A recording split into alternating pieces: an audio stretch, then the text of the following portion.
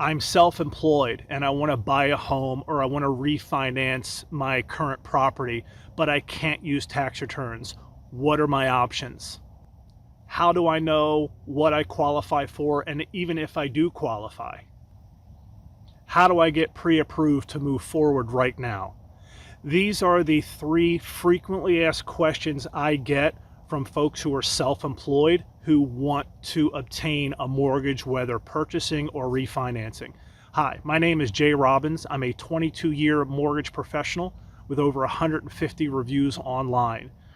Today I'm going to share with you the answers of those frequently asked questions so you can become more empowered and understand your options as you move forward in your mortgage journey. So let's get right into it.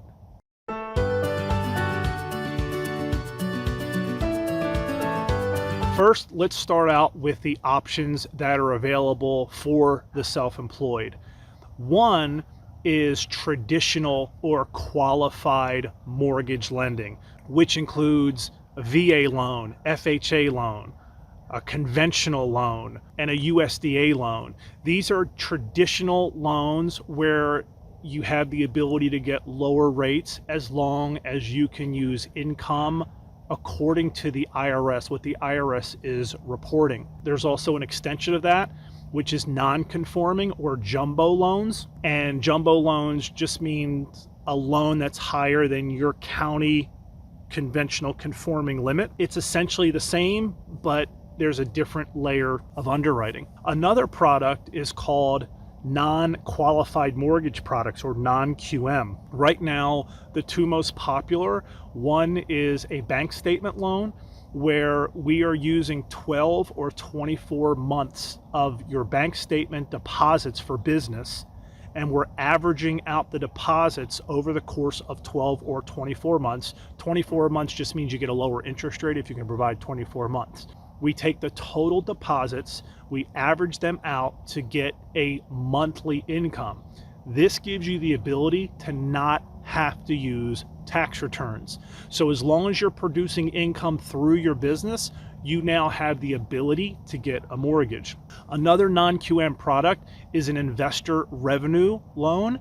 There's several names out there, but essentially what it is, you are buying a non-owner occupied property because it's going to be rented out. We will be using the current rental income or the expected rental income, which will be seen in an appraisal that will be completed, but we use that rental income as income to qualify you for a mortgage. In other words, as long as your mortgage obligation on this loan is less than, for the most part, because there are some other products that are coming out that it doesn't have to be less than, but the general rule is if your mortgage obligation is less than the expected rental income, you can put down 20 or 25%, 30%, depending on what you qualify for, and that's another opportunity to get a mortgage with a decent rate without the need or use of tax returns.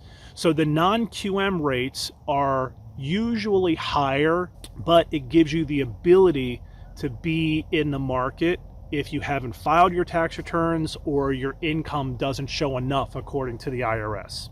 A third option is a private loan or a hard money loan. This essentially is very little documentation.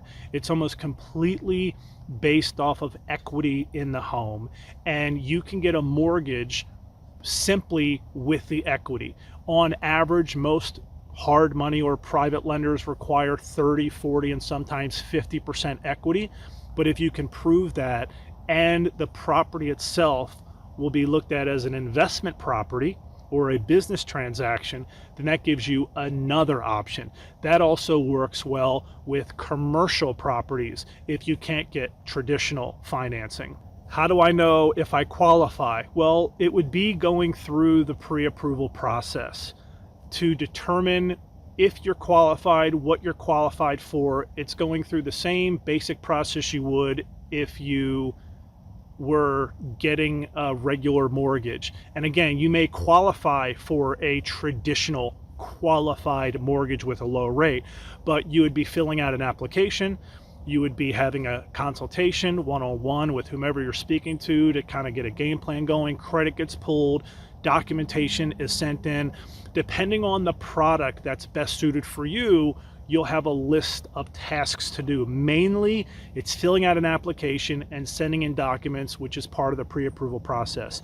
For me, what I tend to do is have an initial consultation and to help create a game plan to see where we are before we go through the steps of the application and sending in documentation.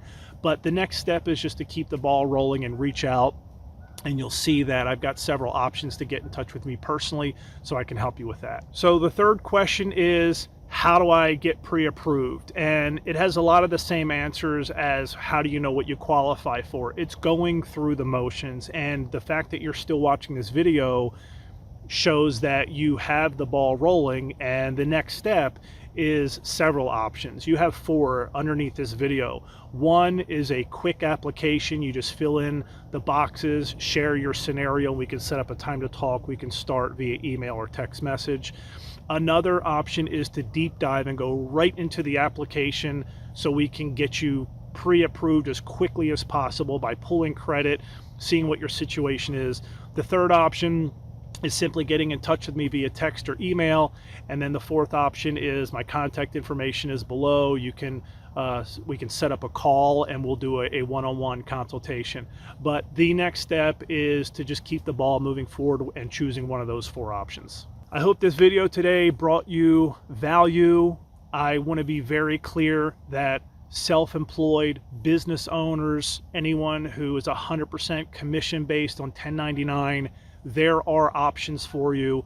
I will very clearly tell you within a short amount of time if you can do something now or you have to wait, and then we'll take our time, and I personally will help you create a game plan. So take the next step, take advantage of one of the options below this video. Let's connect, and I look forward to connecting with you. Until next time, I hope you have a peaceful mortgage journey.